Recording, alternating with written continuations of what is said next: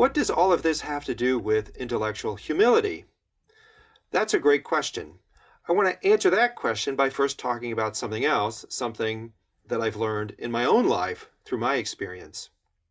I've learned that sometimes I'm right about things and sometimes I'm wrong about things. I've also learned, and I think you've learned this too, that it feels good to be right about things, and it often feels bad to be wrong about things.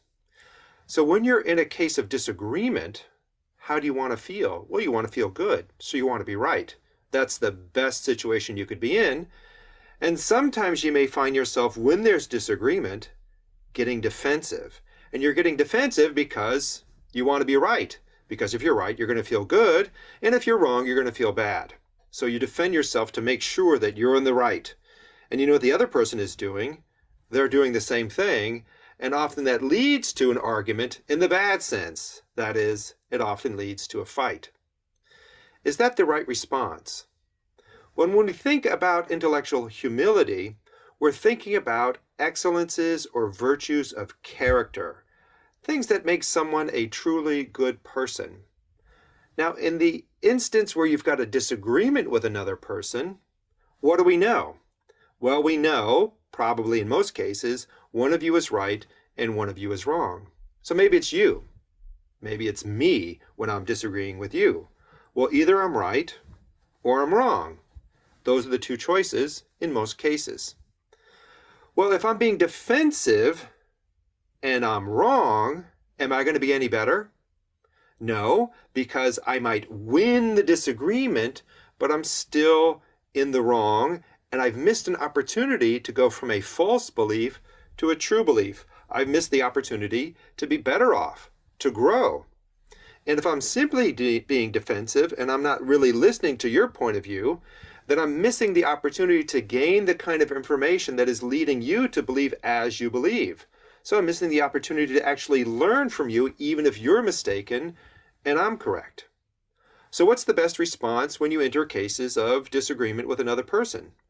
Well, oftentimes it's to look for all of the evidence in an open-minded kind of way, open to the possibility that you might be mistaken, because there may be evidence that the other person has that with an open-minded response to the other person, you will acquire. So there's available evidence that when you start the conversation, you don't have.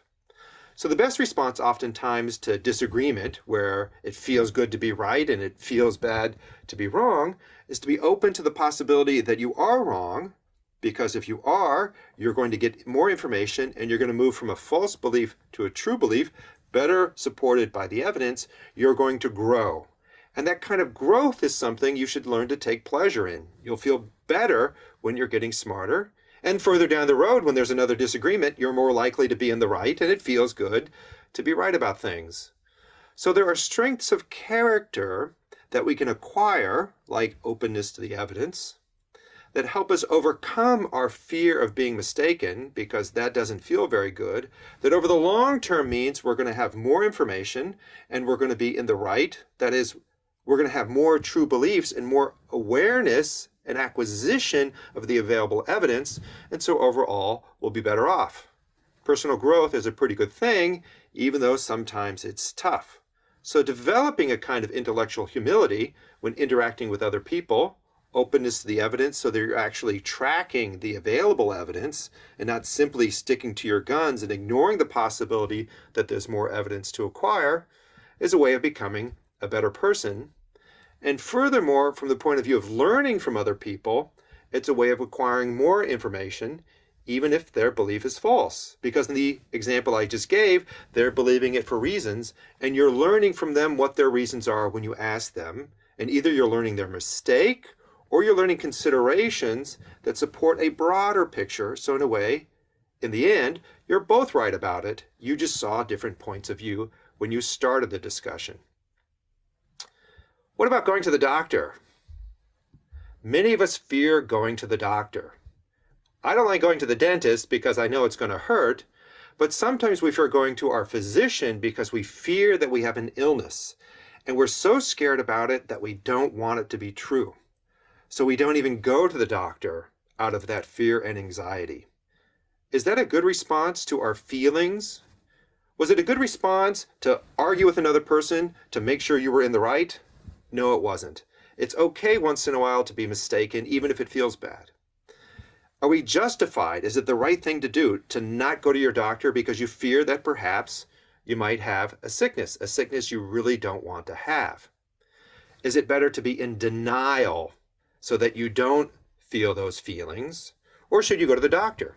Well, let's think about it rationally. Either you have the illness or you don't. If you don't, having a doctor tell you don't is wonderful, because then the fear completely goes away and you feel fantastic. That is so much better than being in denial because the fear keeps creeping in. But suppose you do have the illness. Well, if you do, you want it treated right away, and the sooner you treat an illness, the better.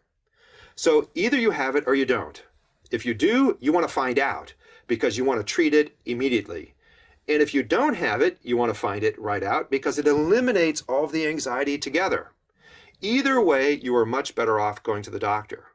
So these emotions, this fear, which prevents us from acquiring the available evidence, interferes with what is best for us. We will be better off by having that evidence.